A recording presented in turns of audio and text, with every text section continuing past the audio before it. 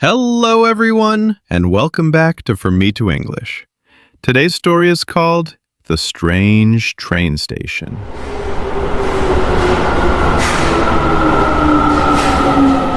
Let me ask you, have you ever felt like someone was looking at you? What would you do if you heard your name in an empty place? Stay with me until the end.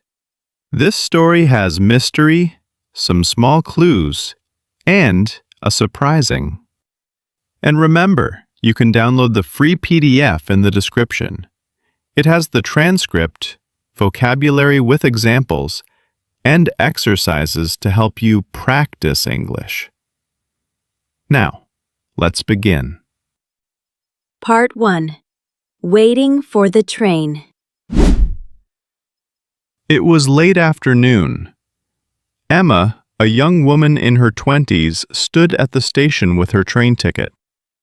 She was also holding a small notebook where she wrote new English words. The loudspeaker said, "The train will be delayed for 10 minutes. Please wait." Emma looked around.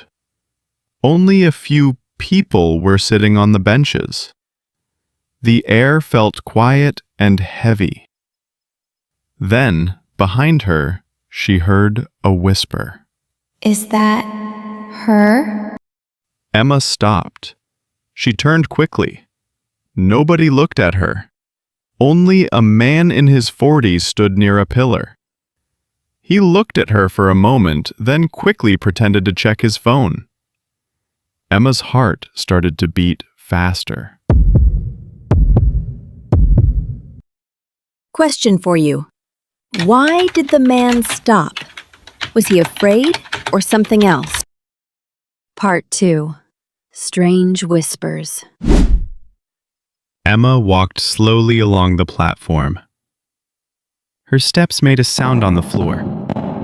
Again she heard a whisper, this time softer. Should we call her? She stopped. She looked around, but the voices faded quickly like the wind. The same man was still near the pillar, watching quietly. Emma felt uncomfortable. Were they talking about her? Question for you. If you were Emma, what would you do? Ignore it or ask them directly? Part 3. The Man in Uniform. Emma tried to calm down. The lights above turned on and off, making a soft, buzzing sound. Suddenly, a metal door opened at the end of the platform with a loud noise. A station worker walked out.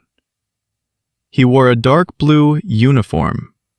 He was holding something in his hand. He walked quickly toward Emma, his steps loud on the floor. Emma moved back nervously. The worker looked straight at her, serious and fast. But just before reaching her, he stopped. Question for you. What do you think he wants from Emma? Part 4. The Call. Emma's chest felt tight. She imagined many scary things. Why were they looking at her? Why the whispers? The loudspeaker said again, "The train is arriving soon. Please stand back from the yellow line." Suddenly, a voice behind her said, Excuse me, miss. Emma turned quickly, her heart racing. Part 5. The Truth. It was the station worker. But his face was kind now, almost happy. In his hand was Emma's English notebook. You forgot this on the bench. He said. It looked important, so I wanted to give it back to you. Emma blinked in surprise. It was her notebook. She had been writing in it earlier and left it behind. Now she understood everything. The man by the pillar had seen her notebook, but was too shy to talk to her. The whispers were only about whether they should tell her, and the worker only wanted to return it.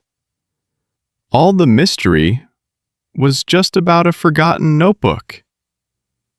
Emma laughed softly, feeling both shy and relieved. She thanked the worker and held the notebook close.